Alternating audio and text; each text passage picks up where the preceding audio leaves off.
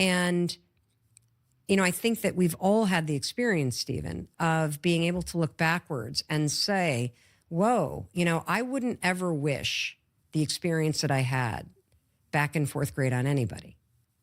But without that experience, I would not be able to help the amount of people that I help. I would not be able to understand trauma as a lived experience, and inside and out, and at a layer that's so deep because it is an experience that I had in my life. Without 25 years of struggling with anxiety, without having 2 kids that have struggled with anxiety, I would not know what I know about anxiety and be able to help people, including my own children. I would not, without having made mistakes with my kids and their anxiety, be able to tell parents, do not do this because I did this and it made my kids' anxiety worse and I didn't even know. And so I can see, how everything from, working as a public defender to being a legal commentator from CNN to the number of stages that I've been on to the number of people that I've helped, I can see how all of that comes together to help me do what I need to do in this moment. And I think one of the most powerful things that you can cultivate when you cultivate partnership with yourself is being able every single day to have a level of trust in your life, in the magic of things, in yourself, to know that this moment right now is also a dot on the map of your life. And 5, 10, 20 years from now, you will look back on this moment and you will know exactly why this happened. And why it happened is it was preparing you for something. It was giving you a skill or an experience or some wisdom or a relationship that you're going to need for something extraordinary that's coming. And when you believe that, it gives you the strength to face absolutely anything. When you look back on the person you are now, mm-hmm. and the tremendous wisdom that you've just demonstrated, just speaking to me just then, do you recognize the Mel that couldn't get out of bed, was feeling depressed, couldn't find, described herself as you did, as being lazy? Do you recognize that person? And what's at the very essence in the engine room that drove that change? Was it passion? Was it finding your calling? Because I know you weren't this person. You couldn't have been this person. Well, dude, it's also been 31 years. True, I mean, right. Come on. I've like basically been changing for as long as you've been alive, for crying out loud. It's So, true. And also, human beings are designed to grow. But not everybody seems to, because you have. Because they don't understand being stuck. Yeah, interesting. See, being stuck is one of the most universal feelings of the human experience, and nobody understands what it is. What is it? Oh, it's amazing when you hear this. It's like, phew. So remember how we've talked about how the human beings have this crazy amount of natural intelligence wired into us. And inside your body, we've talked about one of the signals, anxiety. Anxiety is a signal that means pay attention. That's why you go into fight or flight. You're in an alert mode, okay? That's all it is. It's a signal, an alarm system. And your body has a sophisticated system of signals and alarms. And they're all tied to fundamental needs. Anxiety is tied to your fundamental need for safety. That's why it's a signal. Let's talk about your most important fundamental needs. Let's go right back to Psychology 101, Maslow's hierarchy of needs. You need food or else you die. So when you need food, what is the signal that your body sends you? Hunger. When you need water, what is the signal? Thirst. When you need air. Yeah, you catching your breath. When you need rest, what do you feel? I'm tired. When you need connection, what do you feel? Lonely. Human beings are designed to grow. When you stop growing, what do you feel? Stuck. Yeah. I was going to say stagnant, but I guess stuck is, yeah. Or stagnant. Yeah. Or still. Trapped, I guess, is, yeah. Yeah. Feeling stuck is a signal that you've stopped growing. That's it. And when most people feel stuck, since they don't understand that it's tied to a fundamental need for growth, we believe it's an existential crisis and we blow up our lives. For most human beings, what actually will get you feeling like you're not stuck is having something in the future that you're looking forward to. Or taking a class where you're learning something, or changing a routine so that you try a new class at the gym. Learning anything gets you back in touch with a fundamental need. It makes you start to feel like things are moving. And from that place of feeling a little bit more empowered, you'll be able to make better decisions about what big things need to change in your life. And is that, you would also describe that as a moment where your life has like an absence of purpose? I think about various examples, Olympians that come back from the Olympics and they're like 80% chance of depression after they've, and then I think about people who have, lost purpose in their lives for whatever reason, been fired from their jobs or whatever, or people that are in jobs that are, absent of purpose completely, that feeling of being stuck. And then we talked also about the importance of goals and ambitions going forward. When humans don't have that forward ambition or that thing to look forward to in the future, and their current situation lacks purpose, they become very psychologically disorientated, would be the way I'd describe it. Mm-hmm. I have a different take on purpose. I think everybody's purpose is exactly the same. What is that? I think your purpose is to share your true self, to be fully seen. And for the Olympian, when you are training and you're in that arena, that is an experience of being seen. And for most people that are lacking purpose, they feel profoundly invisible. And being seen fundamentally comes back to whether or not you even see yourself. And when you start to feel empowered and you start to see yourself and meet you where you are, what happens is every day that you're able to stand with yourself, to accept where you are, to give yourself the compassion, to give yourself the support and the love and the respect and the worthiness that you deserve, you're going to go out into the world and share more of yourself. That Olympic athlete is sharing more of themselves. And so I think our purpose in life is to come back home to ourselves, to reconnect with ourselves, and to empower ourselves to go back out into the world and share our stories and share our experiences and share our full selves with the rest of the world. From a prehistoric standpoint, let's say we're, because I always try and like check things against the caveman of my, my ancestral beings. The idea of being seen when I was, my ancestors 10,000 years ago, what kind of role does that play in from a survival perspective? Let's say.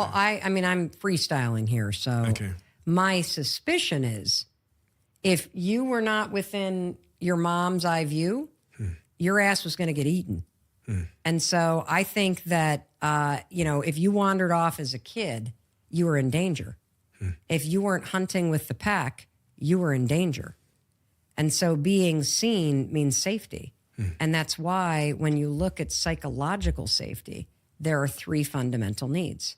The need to be seen, the need to be heard, and the need to be celebrated for the unique person that you are.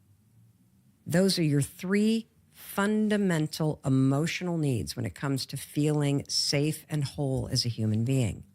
And most people's experience by the time they are done with childhood is they feel invisible, they feel like nobody gets them, and they feel completely disconnected and unloved or not celebrated. Makes a ton of sense. Yeah. So I did okay on that answer? Yeah, no, it's a really, really remarkable reframing. We have a new tradition on the Diary of a CEO, which is in the diary, the famous Diary of a CEO, the previous guest always writes a question for the next guest that's coming, and they don't know who they are. Okay. And these guests, they're so diverse, it's always so fascinating, and they never know who they're writing it for, which is also interesting. The previous guest wrote, what is the one regret you have, if you have any at all?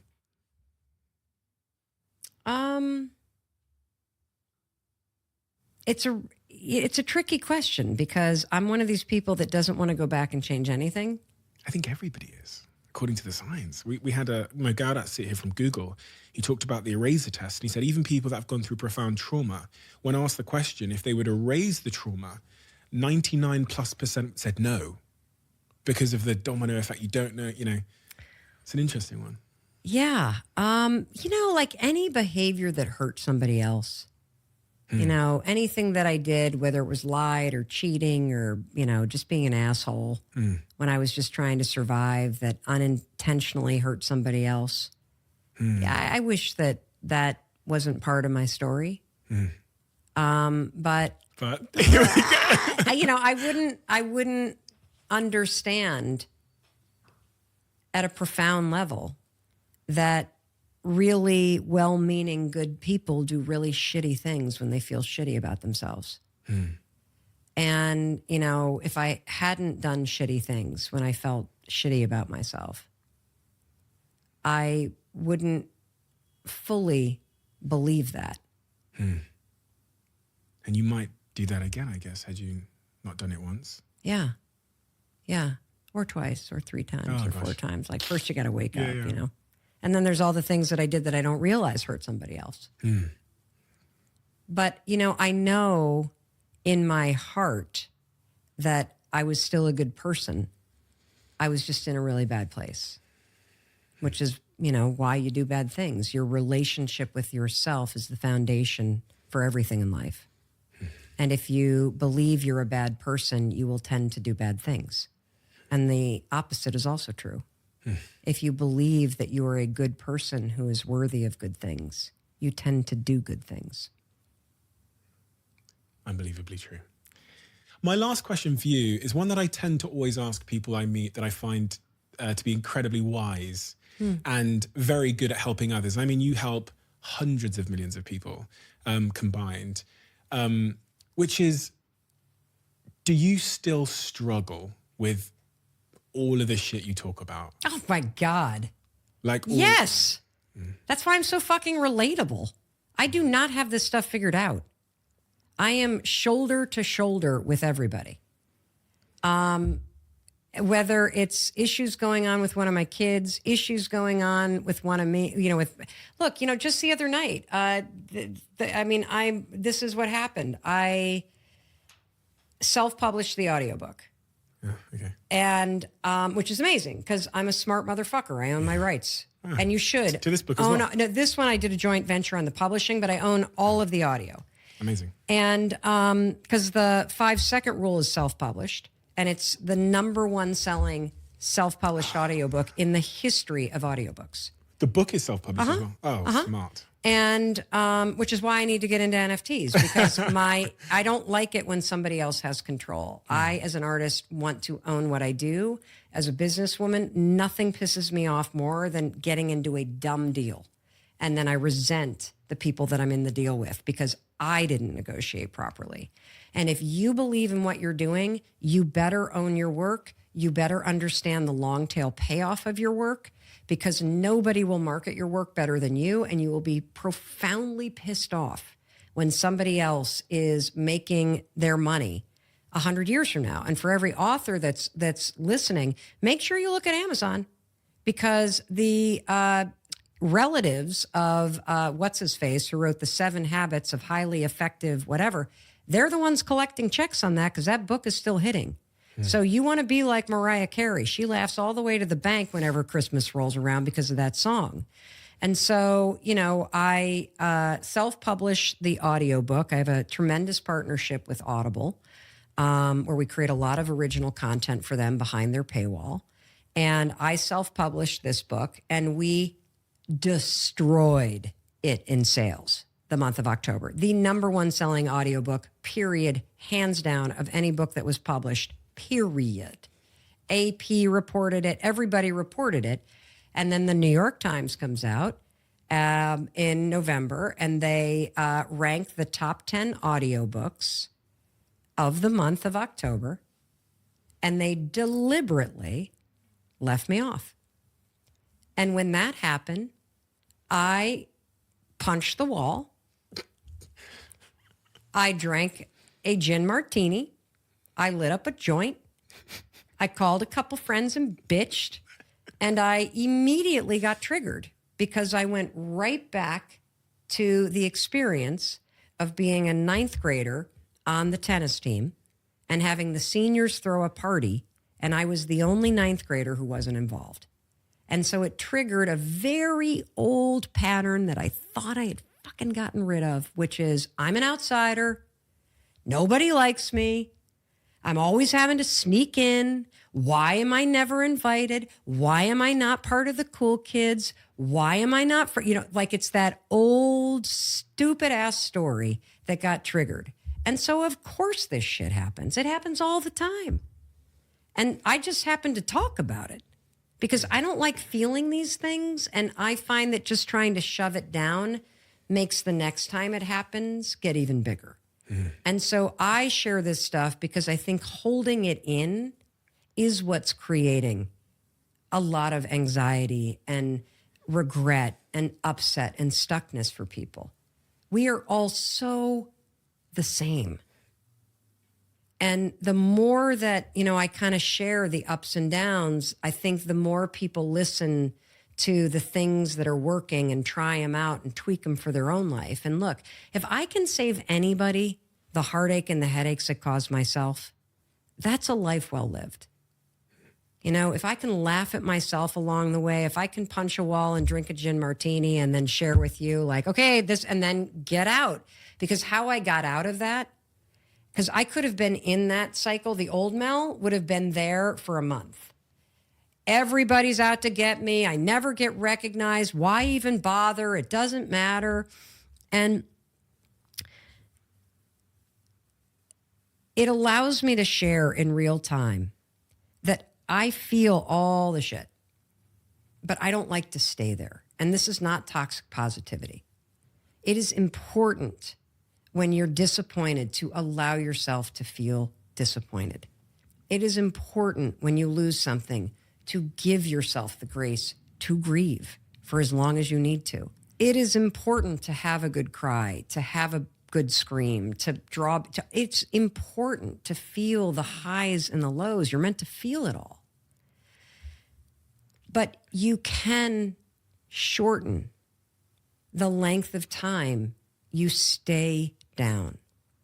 And what always helps me, it's something that, I developed when the 5-second rule launch was coming off the rails, is I just kept saying what I've said a couple times during this. I say to myself, I refuse to believe that if I'm a good person and that if